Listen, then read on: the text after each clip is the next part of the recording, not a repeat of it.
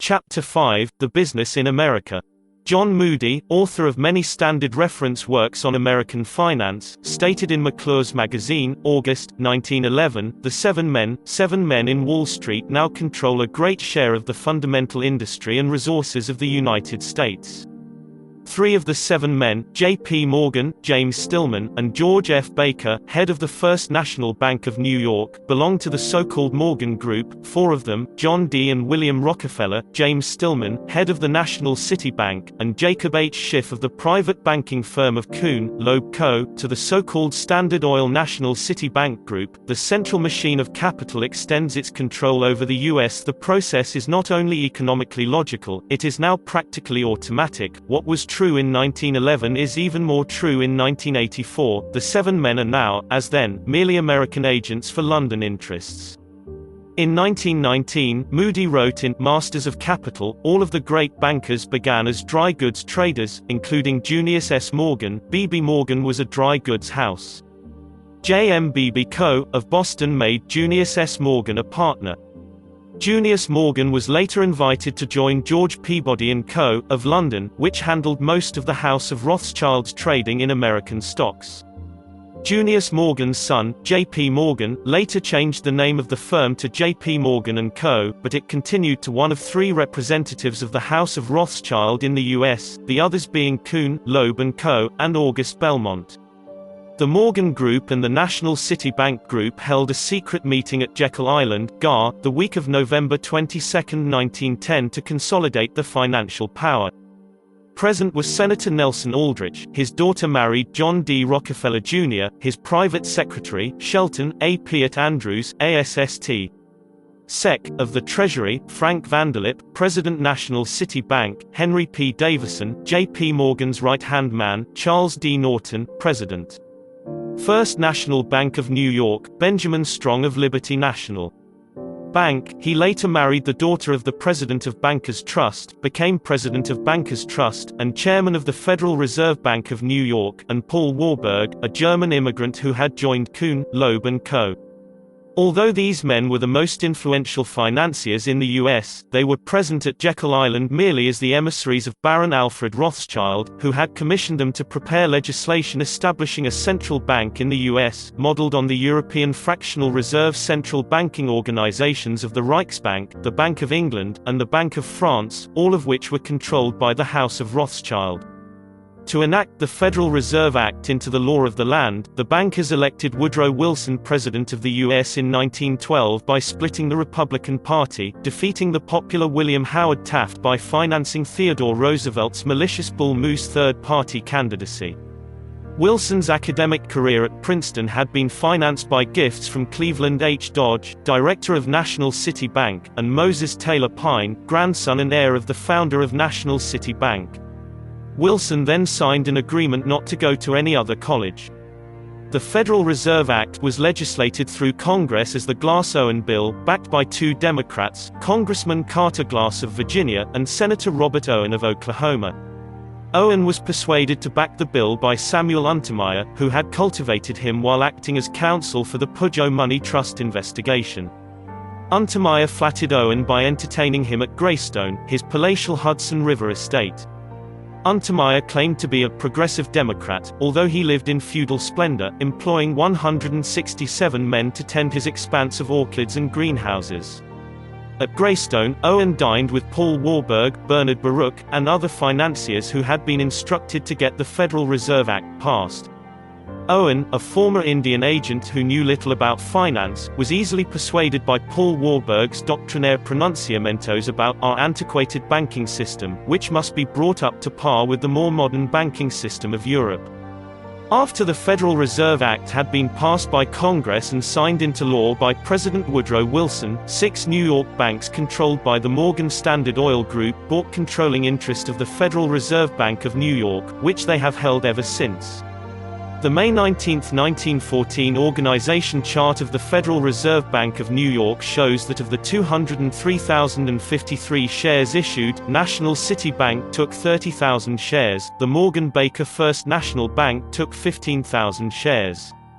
These two banks merged into the present Citibank in 1955, giving them 1/4 of the shares in the Federal Reserve Bank of New York. The $134 billion Citicorp is now the largest bank in the U.S. The National Bank of Commerce, of which Paul Warburg was a large shareholder, took 21,000 shares. Hanover Bank, now Manufacturers Hanover, of which Lord Rothschild is a director, took 10,200 shares. Chase National Bank took 6,000 shares. Chemical Bank took 6,000 shares.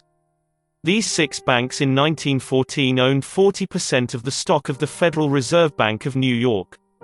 The Federal Reserve System printout of shareholders July 26, 1983 showed that they now own 53%, as follows: Citibank 15%, Chase Manhattan 14%, Morgan Guaranty Trust 9%, Manufacturers Hanover 7%, Chemical Bank 8%. Citicorp Citibank is number 1 in size in the U.S. Number 3 is Chase Manhattan with $82 billion assets. Number 4 is Manufacturers Hanover, $64 billion. Number 5 is J.P. Morgan, $58 billion. Number 6 Chemical Bank. Number 11 is First Chicago, formerly First National Bank of Chicago, controlled by the Baker Morgan interests. House Rep. 159,362, p.183, notes, next to Baker & Son, Morgan & Co., is the largest stockholder of First National of New York, owning 14,500 shares. Baker and Morgan together own 40,000 of the 100,000 shares of First National Bank. The New York Times, September 3, 1914, at the time of the Federal Reserve stock was being sold, showed the principal stockholders of these banks as follows: National City Bank, 250,000 shares of which James Stillman owned 47,498, J.P. Morgan & Co., 14,500, W. Rockefeller 10,000, M.T. Pine 8,267, Percy Pine 8,267, J.D. Rockefeller 1750, J.S. Rockefeller 100, W.A. Rockefeller 10, J.P. Morgan Jr. 1,000. National Bank of Commerce, 250,000 shares, George F. Baker 10,000, J.P. Morgan Co., 7,800, Mary W. Harriman, widow E.H., 5,650, Paul Warburg 3,000, Jacob Schiff 1,000, J.P. Morgan Jr. 1,100. Chase National Bank, George F. Baker 13,408. Hanover National Bank, James Stillman 4,000, William Rockefeller 1540. During a period when thousands of U.S. banks have gone bankrupt since 1914, these banks, protected by their interest in the Federal Reserve Bank of New York, have grown steadily. A Senate report, Interlocking Directorates Among the Major U.S. Corporations, a staff study of the Senate Committee on Governmental Affairs, June 15, 1978, shows that 5 of these aforementioned banks held a total of 470 interlocking directorates in the 130 major corporations of the U.S., an average of 3.6 directors per major U.S. corporation. This massive report is worthy of anyone's detailed study. We can only give the totals here: Citicorp 97, J.P. Morgan Co. 99, Chemical Bank 96, Chase Manhattan 89, Manufacturers Hanover 89, total 470. This centralized control over American industry by 5 New York banks controlled from London suggests that instead of 130 major U.S. corporations, we may have only one, which in itself is an outpost of the London connection. In the early 19th century, the House of Rothschild established a number of affiliates in the U.S. which carried the code identification of city banks, or city companies, identifying them as originating in the financial center, the City of London. The City Bank was established in New York in 1812, in the same room in which the Bank of the United States had operated until its charter expired. Later called the National City Bank, its principal for 50 years was Moses Taylor, whose father had been a confidential agent for John Jacob Astor and British intelligence. Like the Morgan Peabody operation, Moses Taylor doubled his fortune in the Panic of 1837 by purchasing stock in the depressed market with capital advanced by N. M. Rothschild of London. During the Panic of 1857, while many of its competitors failed, Citibank prospered. Moses Taylor purchased the outstanding stock of Delaware-Lackawanna Railroad for $5 a share during the panic. 7 years later, it was worth $240 a share. He was now worth $50 million. His son-in-law, Percy Pine, had come from London to work at Citibank, and married Taylor's daughter. When Taylor died in 1882, he left $70 million. His son-in-law, now paralyzed, became president of the now national Citibank. John D. Rockefeller's brother William invested in the bank, and persuaded Pine to step aside in 1891 in favor of James Stillman, Rockefeller's associate, to become president. William's son William married Stillman's daughter Elsie, his other son Percy married Stillman's daughter Isabel. James Stillman also had a London connection. His father, Don Carlos, had been a Rothschild agent in Brownsville, Texas and a successful blockade runner during the Civil War. The National City Bank acquired several subsidiaries in New York, the National City Co., later renamed the City Co., and Citibank Farmers Trust Co. The dominance of the Morgan Kuhn Loeb financial power in New York is shown by a Dow Jones report in the New York Times February 11, 1928 that of total offerings of bonds in 1927, J.P. Morgan was first with $502,590,000, National City Co. was second with $435,616,000, Kuhn Loeb was third with $423,988,000. On July 3, 1929, the New York Times noted that Charles A. Peabody had joined the boards of National City Co. and Citibank Farmers Trust.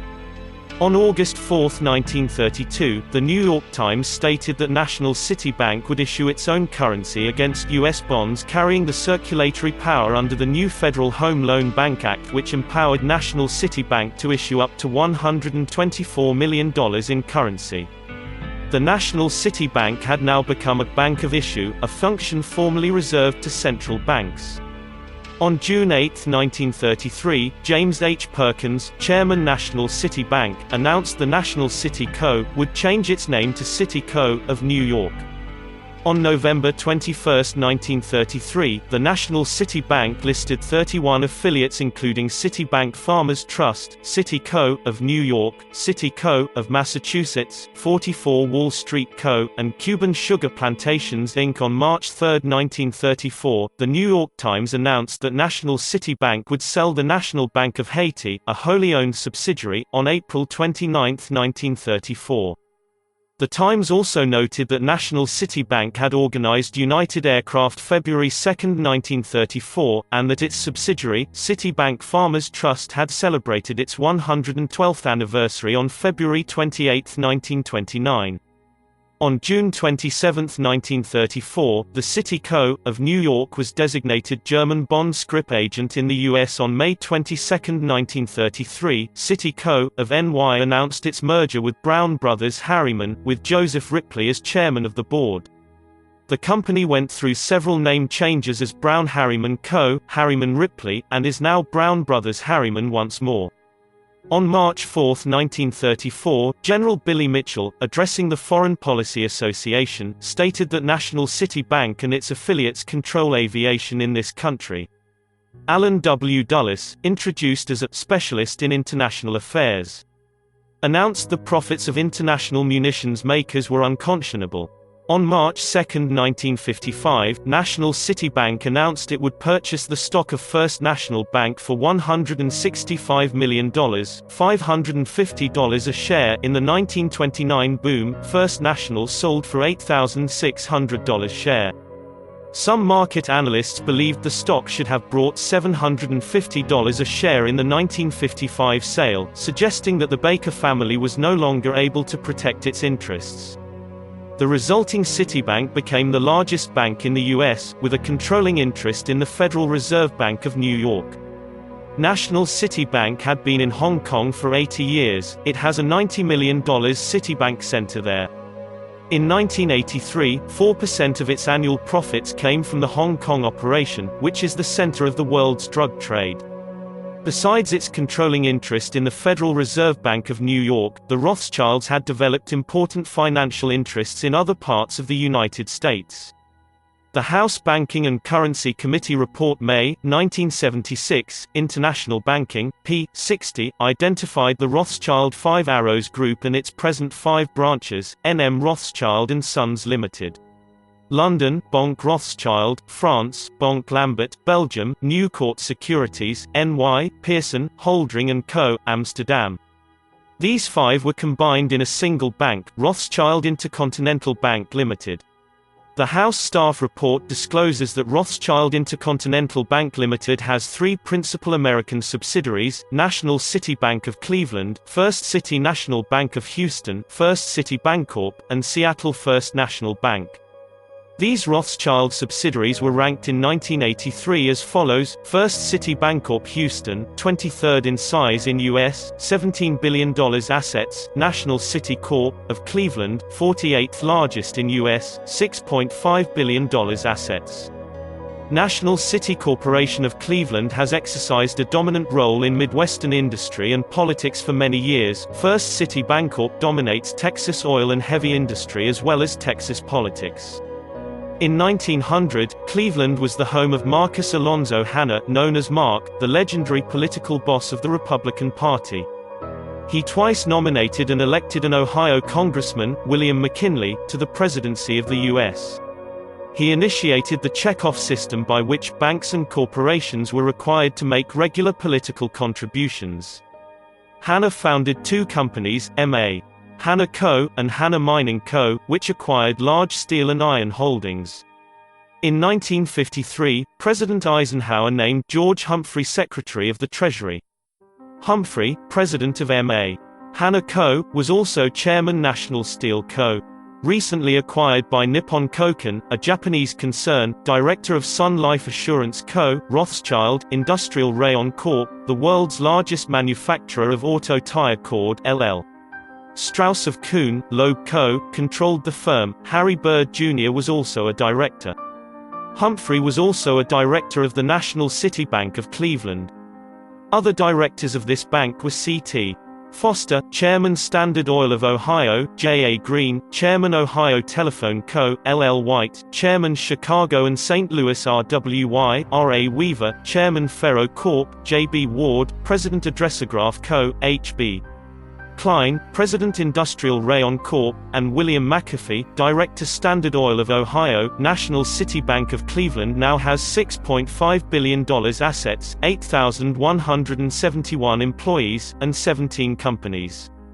It recently purchased the $500 million Revenues Bank, BANCOHIO. In 1978, George Humphrey's son, Gilbert W., was Chairman Hanna Mining Co., Director National City Bank of Cleveland, Sun Life Assurance, National Steel, Massey Ferguson, General Reinsurance, and St. John Del Rey Mining Co., M.A. Hanna Co., the holding company, was liquidated in 1965, and its $700 million assets distributed to its stockholders. The National City Bank of Cleveland's influence was not limited to the Hanna and Humphrey families.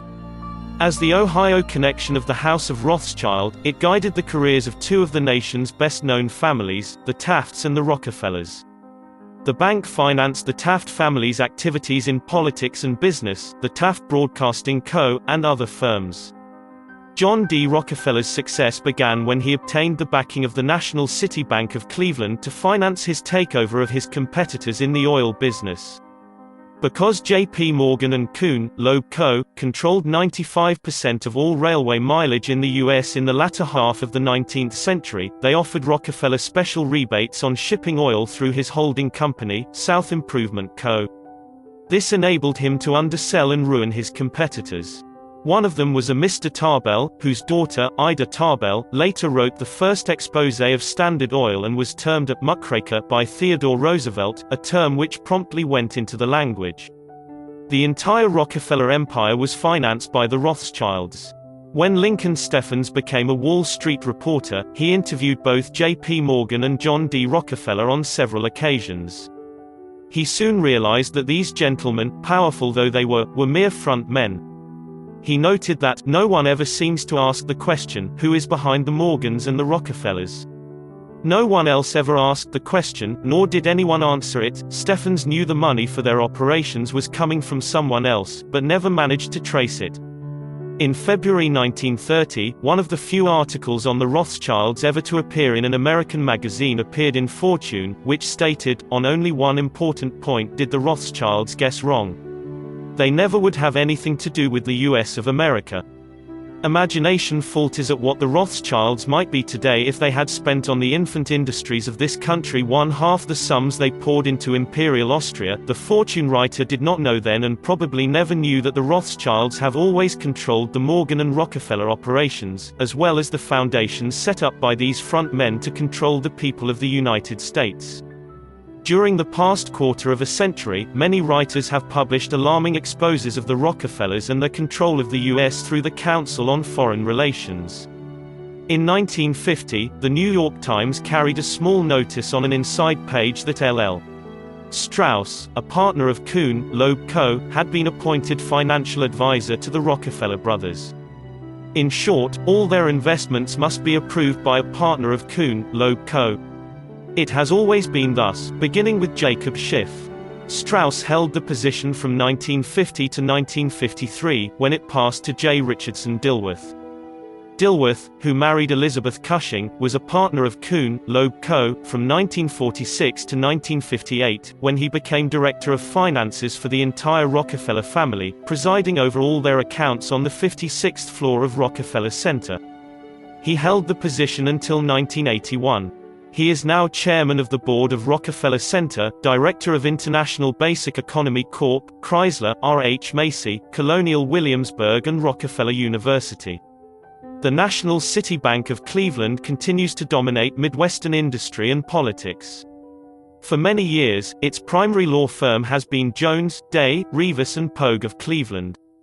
The Washington Post announced December 19, 1983 that this law firm was spending $5 million for office space in Washington to house a staff of 60 lawyers, making this Cleveland law firm one of the most potent lobbying groups in Washington. Hanna Mining Co., despite relatively modest revenues of $333 million, exercises an important role, as shown by its board of directors, including such distinguished names as Herbert Hoover Jr., Under Secretary of State under Eisenhower and Dulles, Stephen D. Bechtel, chairman of Bechtel Group and director of J.P. Morgan Co., K. L. Ireland of Brown Brothers Harriman, George F. Bennett, treasurer of Harvard University, and Nathan W. Pearson, financial manager of the Mellon family. Despite the Hollywood image of red-faced Texas oil millionaires driving new Cadillacs, the Texan oil industry has for years been dominated by the London Rothschilds through the billion-dollar First City National Bank of Houston, and its 57 subsidiary Texas banks. Chairman of First City is James Anderson Elkins Jr., who is a director of Hill Samuel Co., of London, one of the 17 merchant banks chartered by the Bank of England. His father was chairman of First City, and founded the Texas law firm of Vinson & Elkins, the primary law firm of First City Bank. This firm dominated national politics through its most well-known partner, John B. Connolly, who achieved a reputation as "kingmaker" in Texas politics.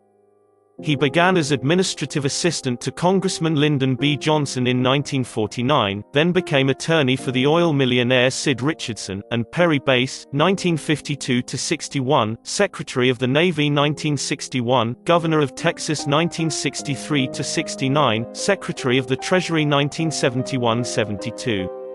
He was wounded in the Kennedy assassination in Dallas.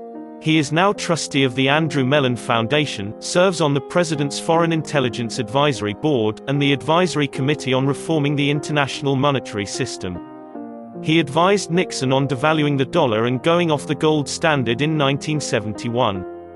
He is now director of Superior Oil, and Falconbridge Nickel Mines Limited.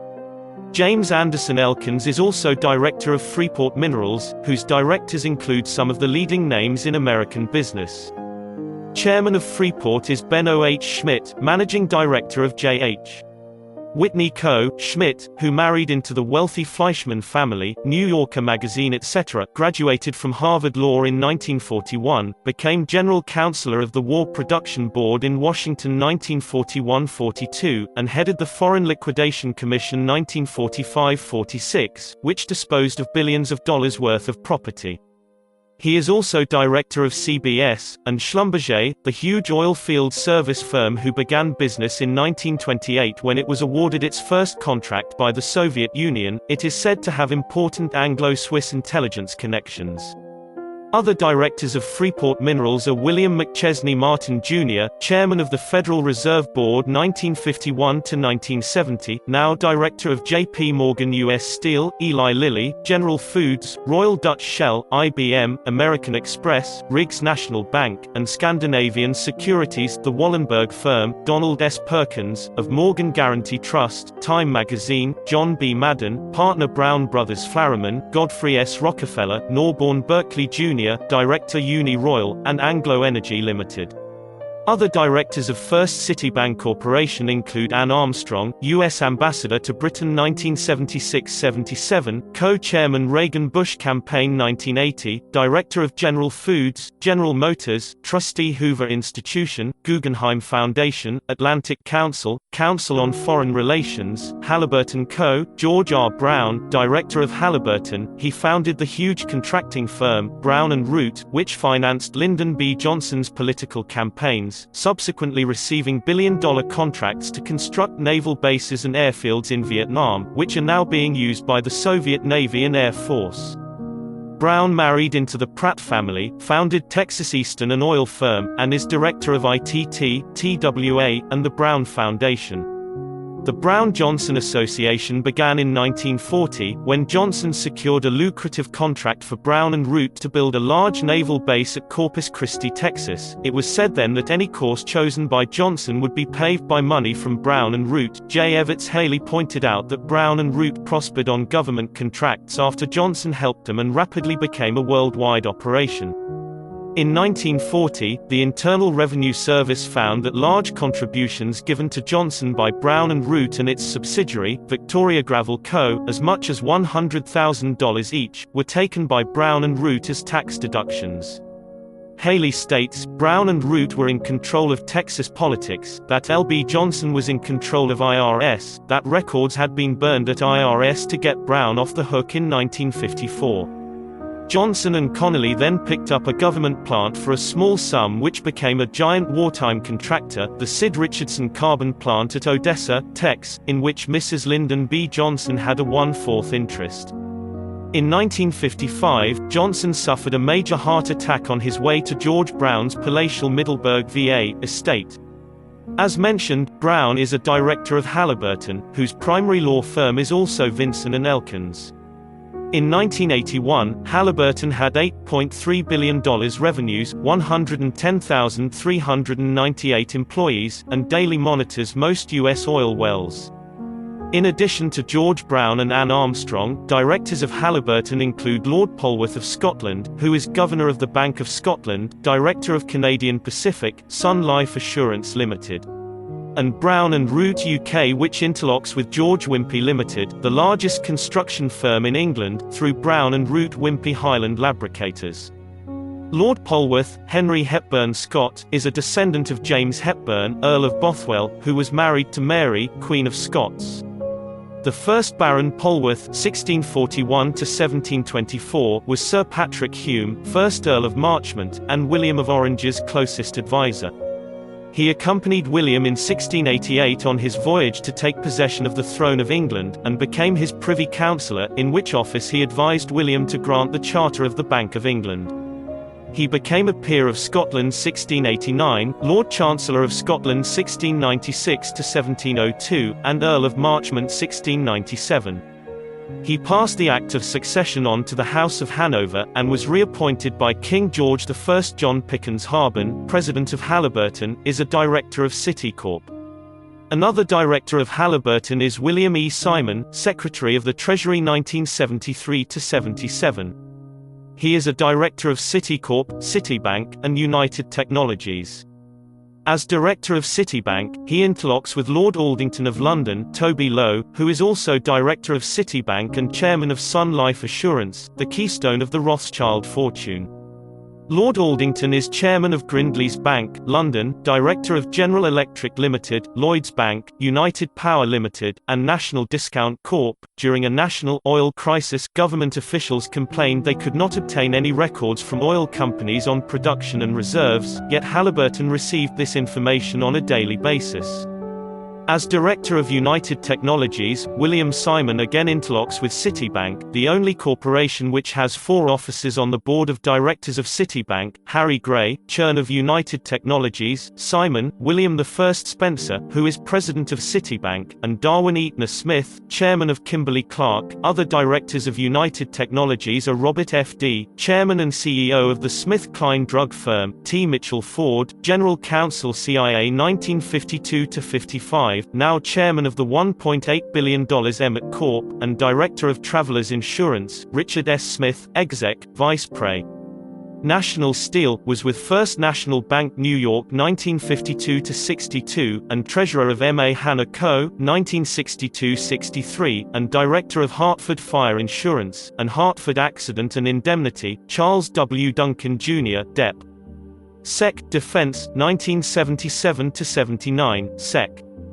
Department of Energy 1979–81, Chairman Coca-Cola International, Chairman Coca-Cola Europe, Director Humble Oil Co., Melvin C. Home, Pre and CEO Carrier Corp., Director NY Telephone, Mutual of New York SKF Industries, Antonia Chandler Hayes, wife of Abram Hayes, who was law clerk to Felix Frankfurter, later joined Covington and Burling, Washington 1952–55, wrote the Democratic National Platform 1960, legal advisor Sec. of State 1961–64, director of Foreign Policy Democratic National Committee 1972, Jacqueline Wexler, Pre. Webster College 1965–69, Pre. Hunter College since 1969, leader of the feminist movement, and Robert L. Spruill, with the Department Defense 1963–65, Pre.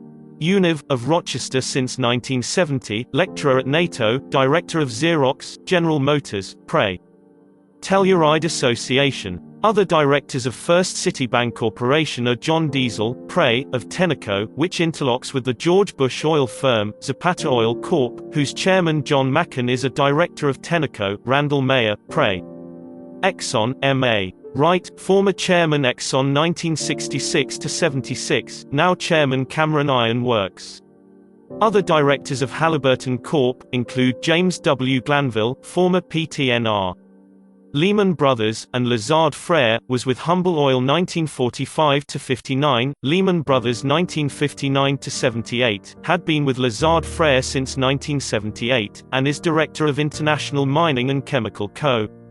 Other directors of Lazard Frères include its senior partner, Michel David Neal, head of the Paris House of Lazard Frères; Donald C. Cook, SEC Financial Examiner 1935–45, Director Office of Alien Property Custodian for Department of Justice, 1946–47, Commissioner SEC 1949–53, and is now Director of ABC; Amarada Hess, Chairman of the Board American Electric Power and Director of General Dynamics. The defense-oriented firm, Felix Rohatyn, Horn in Austria, came to U.S. 1942, married Jeanette Streit, daughter of Clarence Streit, head of Union.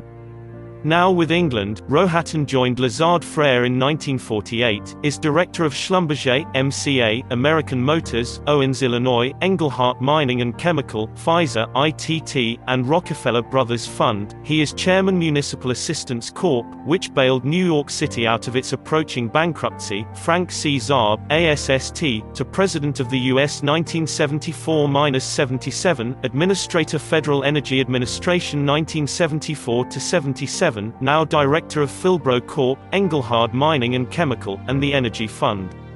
The Houston-Cleveland axis interlocks with many political figures, including W. Michael Blumenthal, Secretary of the Treasury 1977–79, who interlocks with the axis through Chemical Bank, Equitable Life and the Rockefeller Foundation, Robert B. Anderson, Secretary of Treasury 1957–61, partner of the law firm of Struck and Lavan which administers the Warburg family finances, and interlocks with this group through Equitable Life, ITT and Panem, G. William Miller, Chairman Federal Reserve Board of Governors 1978–79, Secretary of the Treasury 1979–81, interlocks with this group through Textron and First City Bank Corporation, was Chairman of USSR Trade and Economic Council, now Director of Federated Department Stores whose directors include 3 directors of Chase Manhattan Bank and interlocks with Citibank and Kuhn, Loeb Co. The political power of this Rothschild-controlled axis was demonstrated by the ease with which they financed the campaigns of 2 governors of supposedly conservative southern states, John D. Rockefeller IV, in West Virginia, and Charles Robb, son-in-law of Lyndon B. Johnson, in Virginia, heir to the Connolly Brown and Root First City Bancorp political clout.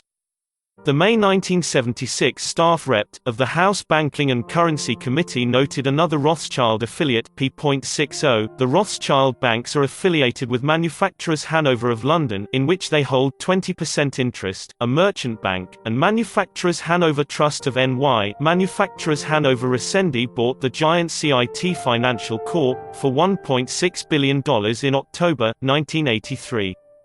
Despite his reputed wealth, the elder J.P. Morgan did not leave one of the great American fortunes when he died in 1913. It was first estimated at $75 million, then $50, and finally disclosed there were only $19 million of securities in the entire estate, of which $7 million was owed to the art dealer Duveen. J.P. Morgan Jr., known to a very few intimates as Jack, was embarrassed to find he had to sell off many of his father's art treasures to pay the debts of the estate. Most of the huge sums handled by J.P. Morgan went directly to the Rothschilds. In 1905, the New York Times noted in its obituary of Baron Alphonse de Rothschild that he possessed some $60 million in American securities, although the Rothschilds, according to most financial authorities, had never been active in American finance. Lincoln Steffens noted, "Senator Aldrich is a great man to me, not personally, but as leader of the Senate. He, Aldrich, bows to J.P. Morgan. The other day J.P. Morgan came to Washington, and he and I and Aldrich had a conference. And I noticed how he, Morgan, addressed himself to me, not to Aldrich. Morgan talked to me, while I talked to Aldrich, who talked to Morgan." Morgan's partner, George W. Perkins, worked furiously to obtain Theodore Roosevelt's nomination as McKinley's running mate. During Roosevelt's presidency, his closest advisor was George W. Perkins. Despite Roosevelt's nickname of Trustbuster, he protected Morgan's interests throughout his term of office. His successor, William Howard Taft, was opposed to Morgan, and introduced antitrust legislation to control 2 Morgan trusts, International Harvester and U.S. Steel. Perkins then created the Progressive Party in 1912 to split the party and defeat Taft. J.P. Morgan's apex of power was attained in the Panic of 1907, when he assumed control of Wall Street. Oakley Thorne, president of the Trust Co. of America, a victim of the panic, testified before a congressional committee that his bank had been subjected to only moderate withdrawals, that he had not applied for help, and that it was Morgan's sore point statement alone that had caused the run on his bank, that Morgan interests took advantage of the unsettled conditions during the autumn of 1907 to precipitate the panic, guiding it shrewdly as it progressed so that it would kill off rival banks and consolidate the preeminence of the banks within the Morgan orbit. Morgan's financial power came from control of the enormous cash flow of the nation's biggest life insurance companies. He gained control of Mutual Life, New York Life, Metropolitan Life, and with George F. Baker and James Stillman, bought controlling interest in Equitable from Thomas Fortune Ryan, who had acquired it from the Hyde family. Hyde originally set Equitable up while acting as a front for Jacob Schiff and James Spire. On June 7, 1933, Nation noted, J.P. Morgan is generally regarded as the most prominent banker in the world. Paul Y. Anderson mentioned in this article that testimony before the Senate Banking Committee showed that Morgan and his partners, including Thomas W. Lamont and E.T. Stotesbury paid no federal income tax in 1931–32. The partners paid a total of $48,000 in 1930. Anderson remarked, "Is there any mystery as to why the Marines were dispatched against Haiti, San Domingo, and Nicaragua when those countries defaulted, or threatened to default, on the debt payments to American banks? It has been shown that the Morgan firm had a certain selected list of clients to whom it sold stock at figures substantially under market prices. In the case of the Allegheny Corp., these fair-haired boys got the stock at 20, when the market was 35. Anderson pointed out that these fortunate few could have sold the stock immediately for almost double what they had paid. Among the recipients of these Morgan favors he listed Senator McAdoo, Justice Owen Roberts, Secretary Wooden, Owen D. Young, and John J. Raskob. In Nation, June 21, 1933, Anderson continued, "When F.T. Sumter was fired on, gold began to leave the country. The man who later said, 'Don't sell America short,' then took a flyer on the short side of America. He borrowed $2 million in gold coins and shipped it to London. This was really a blow behind the lines. Then he went to the gold room to watch the effect. There was a scramble for gold to pay commitments abroad, and this patriotic American with $2 million in eagles in London sold at his own price. In March 1929, perhaps in preparation for the coming storm, two Morgan banks merged, the National Bank of Commerce, which, according to the NEIP York Times, had important foreign connections, and Guaranty Trust, forming a $2 billion institution. On February 26, 1929, the NEIP York Times noted, "The Guaranty Trust has long been known as one of the Morgan Group. The National Bank of Commerce has also been identified with Morgan interests." J.P. Morgan's longtime associate, George Fisher Baker, was one of the founders of First National Bank, purchasing 30 shares in 1863 for $3,000. He also was cashier, and later became president. Sheridan A. Logan's book, George F. Baker and His Bank, privately printed, 1981, noted that a European syndicate headed by N.M. Rothschild was represented in New York by August Belmont and First National Bank to refund the government debt. Baker wrote a letter August 29, 1876, "I have to advise you that our negotiations with the Treasury Department resulted in a contract between Messrs. N.M. Rothschild and Sons and others and the Secretary of the Treasury for the purpose of $40 million of US 4v2% of 1891, with an option on the remainder, $260 million. In this contract the bank participated to the extent of 10%, $4 million. Logan also states that, in 1901 Baker sold to J.P. Morgan $23 million stock in Central Railroad of New Jersey.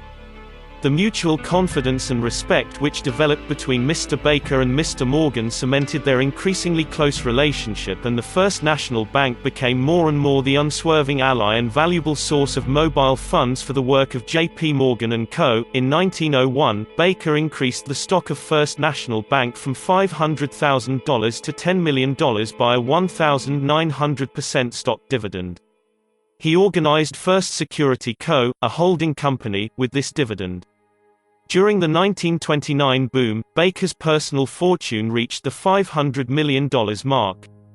His son, George Jr. pleaded with him to pay of the $29 million owed on stocks in First Security's $80 million portfolio.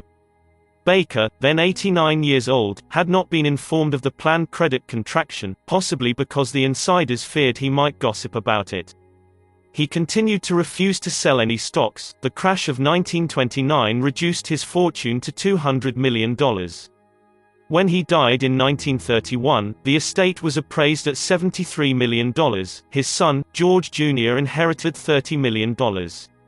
His health had been shattered by the strain of working with his father during the desperate days of 1929, and he died of a heart attack in Honolulu, aged 59.